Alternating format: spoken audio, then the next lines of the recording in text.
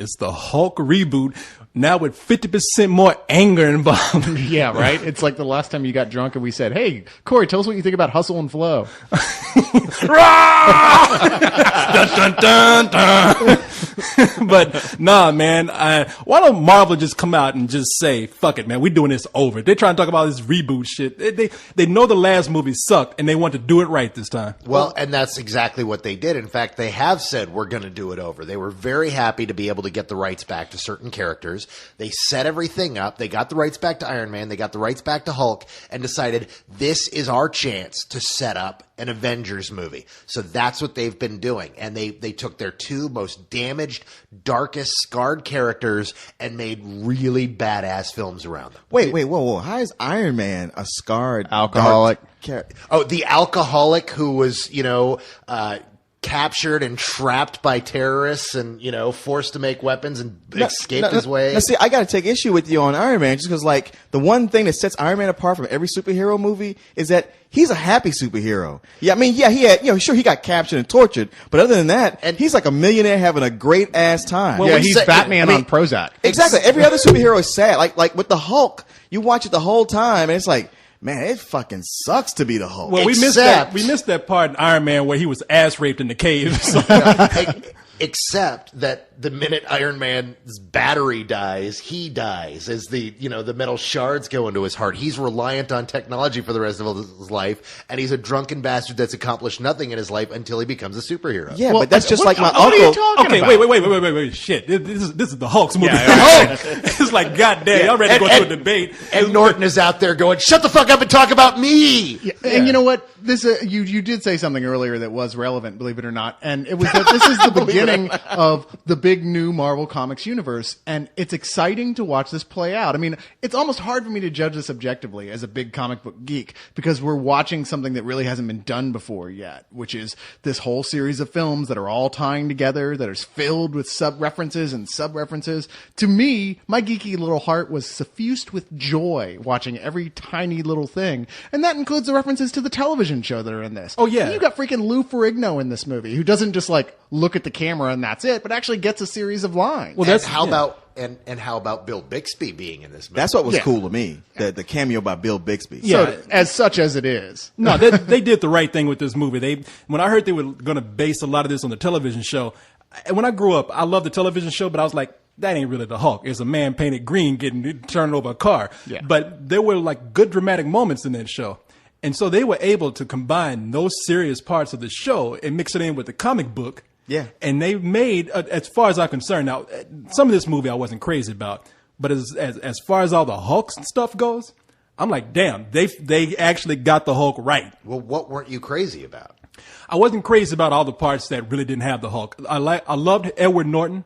I thought he was a great Bruce Banner, but all the stuff with Liv Tyler and with William Hurt and John, I get those two mixed. William Hurt. Yeah, wait, hold on. William Hurt. I thought that they were kind of flat, and I thought they were there to just fulfill the role, and they didn't really do anything as far as be real characters to me. Coleman, no like talking. Coleman, no like to talk. Coleman, smash! Damn, you just smashed my mic too.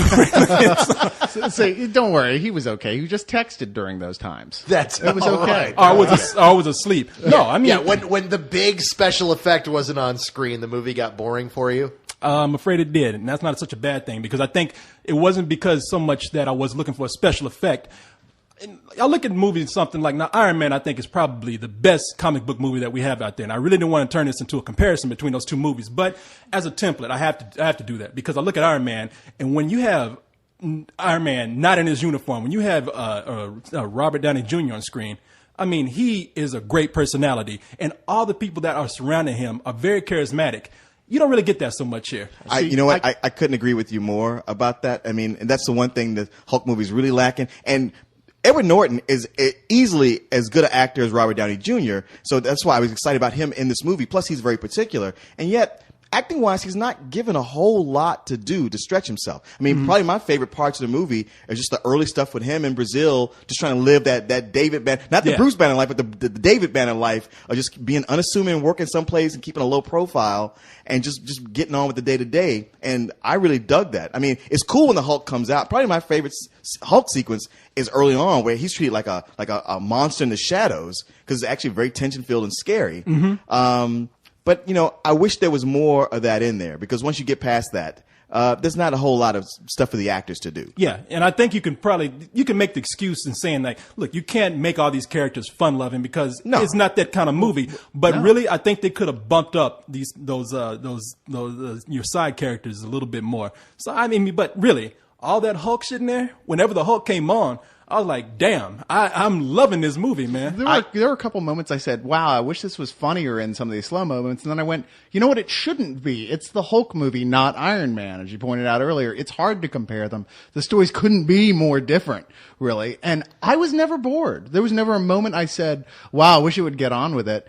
And to be honest, if you do find yourself bored, like Corey and Leon are here, believe me, the last 26 minutes of this film is nothing but one gigantic, incredibly badass action scene. And I've got to be right there with Cyrus because I was never bored in this movie. I loved the characters. I loved the story. I loved exactly where this fit in the universe to where this could easily be the big screen sequel to the old TV show as much as it could kind of be the sequel to the previous film, which wasn't perfect.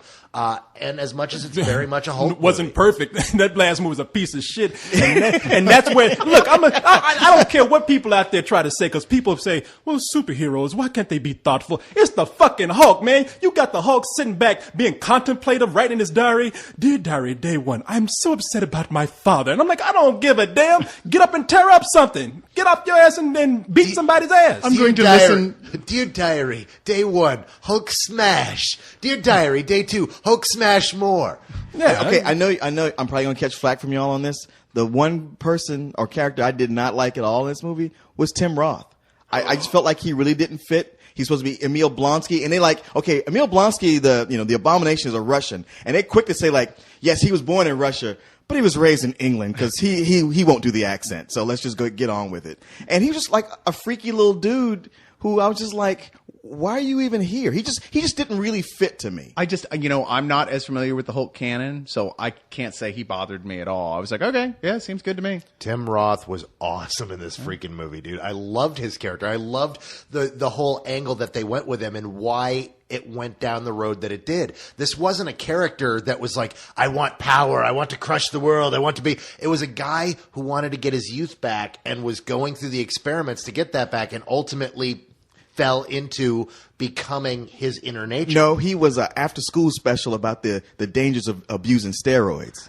You know what's funny? What's funny about this is that you don't realize how much of a badass he was. He was so badass that the Army let him have a beard when you're not supposed to have one. I was like, I ain't never seen no Army regulation that did that. It's funny. I would have been more interested, though, at seeing him continue to be like human when earlier he's just super serumed out and just dodging the Hulk like Spider-Man or something. Yeah. That actually was in many ways would have been more interesting to watch that develop than him, of course, inevitably turn into the giant abomination.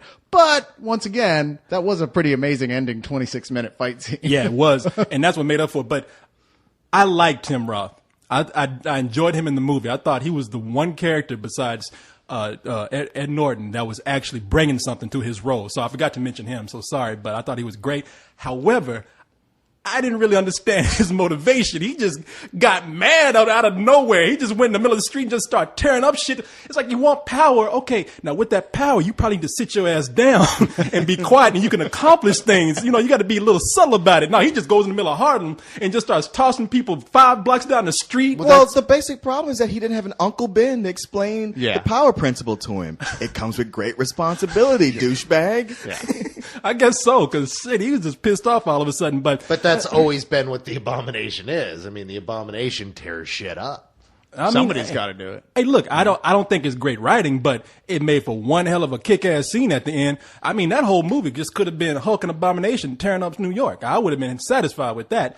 It's funny. I really think that this movie, I don't think it's going to do as well as something as Iron Man, but I'm caught between definitely want to tell people to see it. I just want to warn people that there are moments in there that are a little slow, and that maybe they'll like it better if they're prepared for it. Who was texting you during the movie? God. Who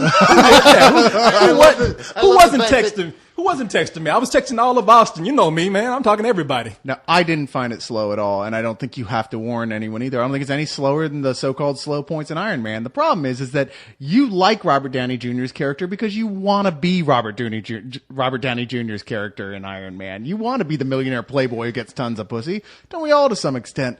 But you're so much there, you can't even see why Ed Norton's character is interesting as the Incredible Hulk. You're like, yeah, I don't identify with that at all. Oh, look who's calling. You take that back, because not only was I was never bored in this movie. I don't know how that rumor got started, but I totally got into his character. The whole pathos behind it. I was like, this is really cool, and I love the way he's playing it. I just wanted to see a little bit more of that. Yeah, and I guess